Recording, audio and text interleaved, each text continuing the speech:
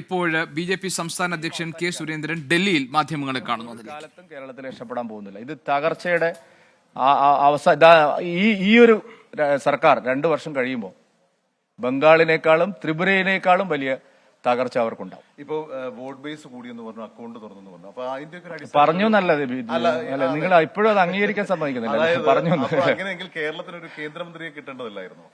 ഒരു സഹമന്ത്രിയിലേക്ക് ഒതുങ്ങി നിന്നു. നിങ്ങള് ആദ്യം പറഞ്ഞു കേന്ദ്രത്തിൽ നിന്ന് കേരള BJPക്ക് ഒന്നും തന്നെ ഒരു തരത്തിലും ഒരു സ്വാധീനവും ഇല്ലാത്തൊരു പാർട്ടിയാണ് ഞങ്ങൾ.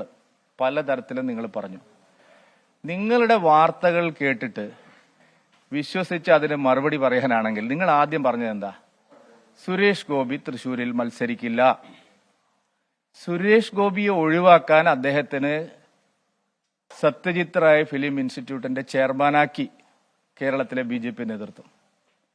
തെരഞ്ഞെടുപ്പ് വന്നപ്പോൾ നിങ്ങൾ പറഞ്ഞു, നിങ്ങൾ മാത്രമല്ല ചില ആക്രി ഇതുണ്ടല്ലോ നിരീക്ഷകന്മാരും, അവർ വന്നിരുന്ന് പറയാണ് സുരേഷ് ഗോപിയെ തോൽപ്പിക്കാൻ, തൃശൂരിൽ തോൽപ്പിക്കാൻ BJPയുടെ സംസ്ഥാന ഘടകം പരിശ്രമിക്കുന്നു.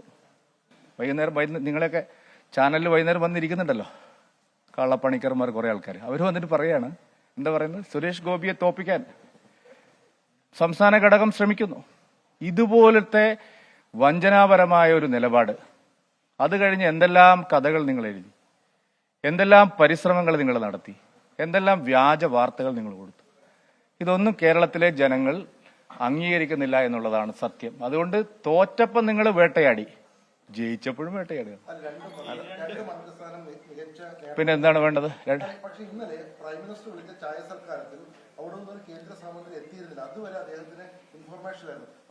അല്ല, ഇതെല്ലാം ഞാൻ പറഞ്ഞല്ലോ, ഊഹോപോഹങ്ങൾക്ക് മറുപടി പറയാൻ ഞാനില്ല. അതിനുള്ള കാരണമൊക്കെ എനിക്ക് നന്നായിട്ട് അറിയാം.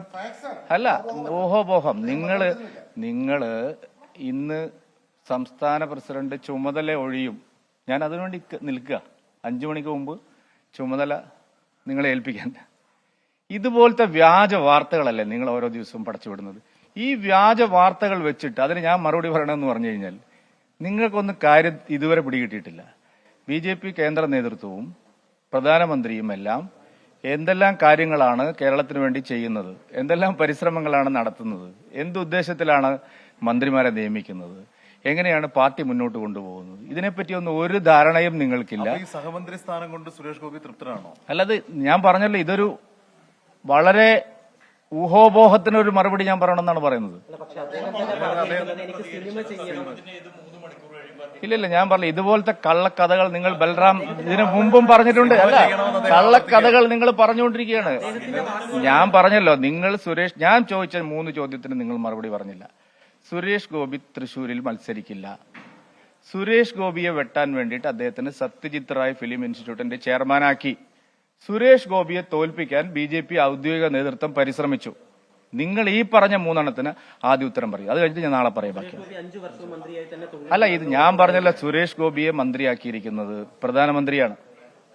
അപ്പൊ അതുകൊണ്ട് ഈ കാര്യങ്ങളൊന്നും എന്റെ അധികാര പരിധിയിൽ വരുന്ന കാര്യങ്ങളല്ല. അതുകൊണ്ട് എന്നെ നിങ്ങൾ എത്ര ചോദിച്ച് ബുദ്ധിമുട്ടിച്ചിട്ടും കാര്യമില്ല. അല്ല, എന്താ പറഞ്ഞ ബിൻരാജെ, നിങ്ങൾക്കൊക്കെ ഈ പണി ഒഴിവാക്കിയിട്ട് വേറെ എന്ത് മര്യാദയാണ്? അതല്ല ഞാൻ ചോദിക്കുന്നത് പ്രധാനമന്ത്രി അല്ലാതെ അല്ല, നിങ്ങളിപ്പോ അതല്ല എഴുതാൻ പോകുന്നത്.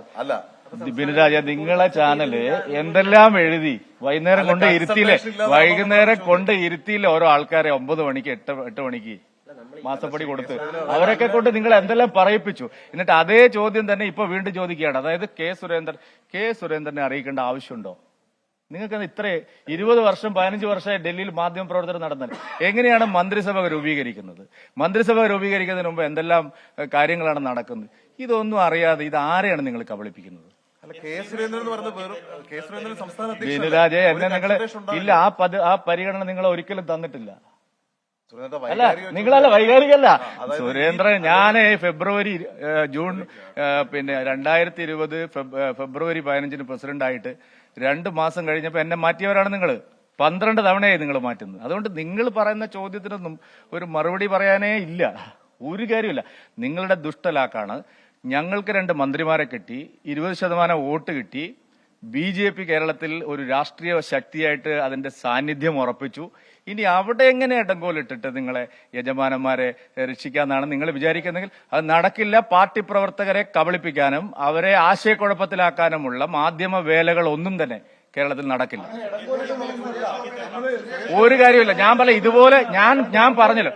ഇല്ല ചോദ്യത്തില് ഞാൻ പറഞ്ഞ ചോദ്യം, അതായത് സുരേഷ് ഗോപിയുടെ പേരിൽ നിങ്ങൾ ഇതിനു മുമ്പ് നടത്തിയ വ്യാജ പ്രചരണങ്ങളെല്ലാം കള്ളമായിരുന്നു എന്ന് ആദ്യം സമ്മതിച്ചാൽ ഞാൻ മറുപടി പറയാം.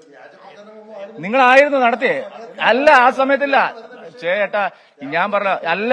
നിങ്ങൾ അതാ പറഞ്ഞ, ആ സമയത്ത് നിങ്ങൾക്ക് തോന്നിയതുപോലെ നിങ്ങൾ പറഞ്ഞിട്ട് അത് BJPയുടെ അഭിപ്രായമാണ്, സുരേഷ് ഗോപിയുടെ അഭിപ്രായമാണ് നിങ്ങൾ പറയുന്നതാണ്. അല്ല, സുരേഷ് ഗോപി മാധ്യമങ്ങളോട് സംസാരിച്ച കാര്യമാണ് പറയുന്നത്. ഇല്ലെന്ന് ഞാൻ ഇല്ല. സുരേഷ് ഗോപി ഇല്ലല്ല, ഞാൻ ഇല്ല.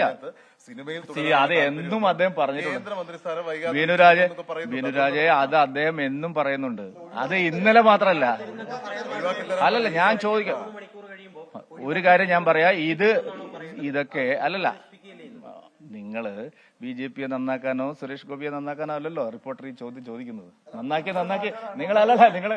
സംസ്ഥാന പ്രസിഡന്റ് പദവിയിൽ താൻ തുടരും എന്നതാണ് കെ സുരേന്ദ്രൻ ഇപ്പോൾ ഡൽഹിയിൽ മാധ്യമങ്ങളോട് സംസാരിക്കുമ്പോൾ നമ്മൾ കേട്ട ഏറ്റവും പ്രധാനപ്പെട്ട കാര്യം.